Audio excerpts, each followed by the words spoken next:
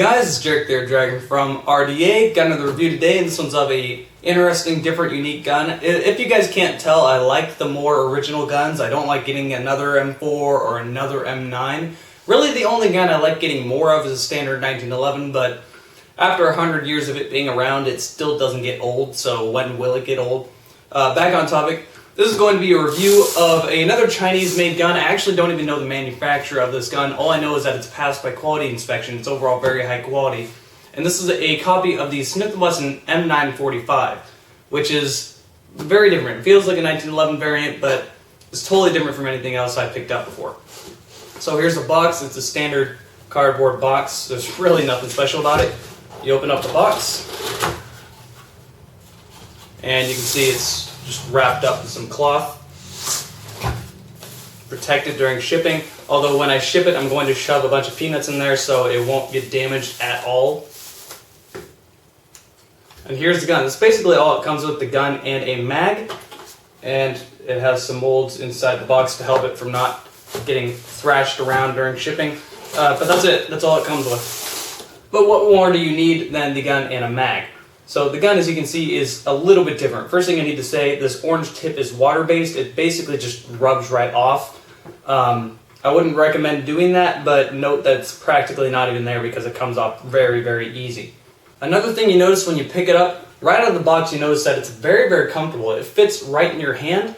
The gun itself is a little bit longer, but the original design is very, very balanced. It has some weight in the back and some weight in the front, and it makes it just very comfortable to hold. It weighs a few pounds, but it feels like it weighs practically nothing because of that. So you immediately like the gun pretty much as soon as you pick it up out of the box. And now let's zoom in on the gun and show you some more details of it. Alright, so here's a zoom in of the gun. The rest of the review is going to be from this close. So the first thing I need to say is that it uses fairly high quality metals. It's not pot metal and it's not die-cast metal. It feels like very thick aluminum, which Chinese companies seem to use that a lot. And I'll show you. The slide on this gun feels and sounds very, very nice. It gives a very nice metallic clunk that actually sounds more gun-like instead of toy-like, which is something that I really like about the gun. Now, the whole thing is metal. The only part of it that isn't metal are the side grips, which are plastic, although they actually look very, very nice, a little deceiving. You'd almost think they were actually wood, but obviously they're not. They're plastic, but other than that, the frame itself and the slide and everything in the gun is metal. Now, the gun is very, very familiar. If you've ever used 1911, it works pretty much the same. You got your mag release there, slide release there. The safety is right here, which on this one is ambidextrous. And it disassembles like your standard 1911. You just pull back on the slide, push out your slide release piece, and then your slide comes apart. And as you can see, it uses your standard Tokimuri 1911 system. So if anything breaks in the gun, you can fix it very, very easily. You don't have to look around for any obscure parts or anything like KSC's discontinued parts or something like that. It uses the standard TM system, which is absolutely awesome. Another awesome thing to do with that, the hop-up unit is, again, your standard 1911 system. So the hop-up unit is very effective, and this gun is very accurate. At 150 feet, you can hit a man-sized target.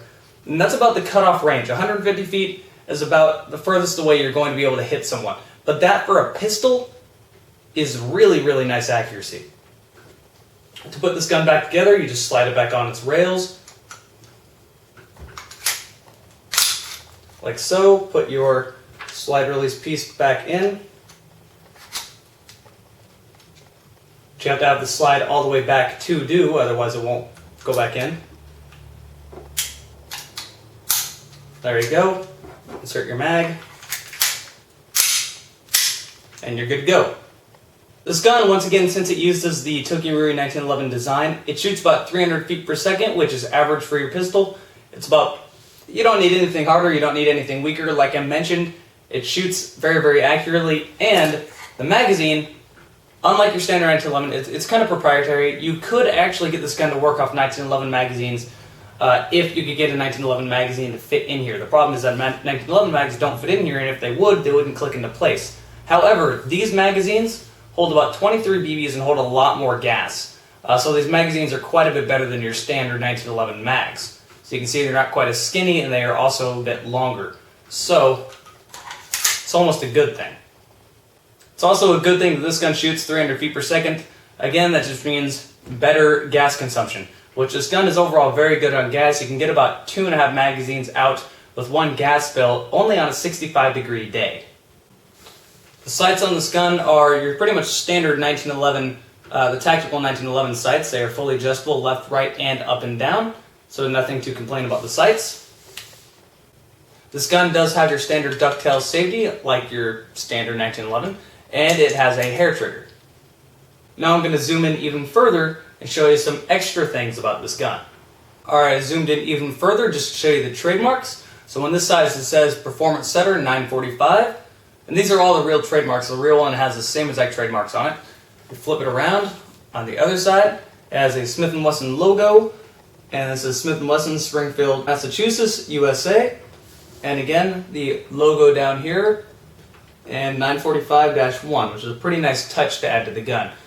Something else to say is that the overall look of this gun and the amount of detail they added in is very, very nice.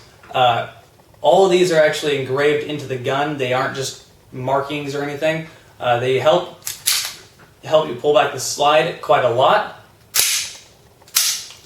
And the attention to detail on the gun is overall very, very nice. That's why I zoomed in just to show you that.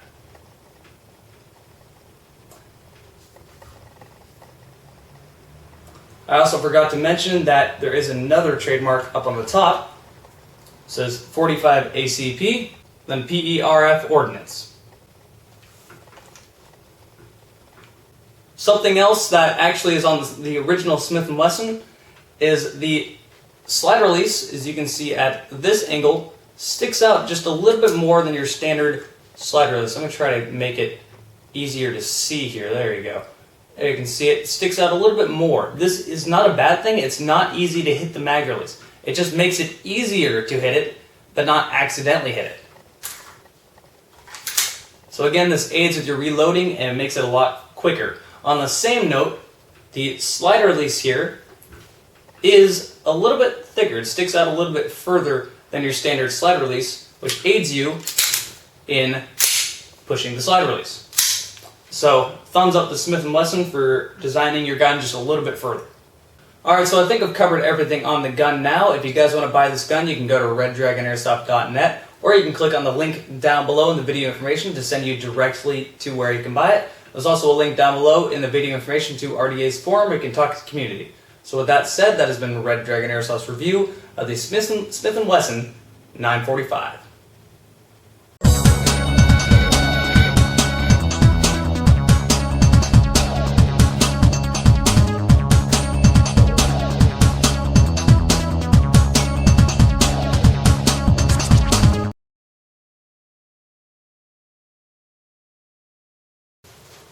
I have concluded that Monster Guns is the best combination ever.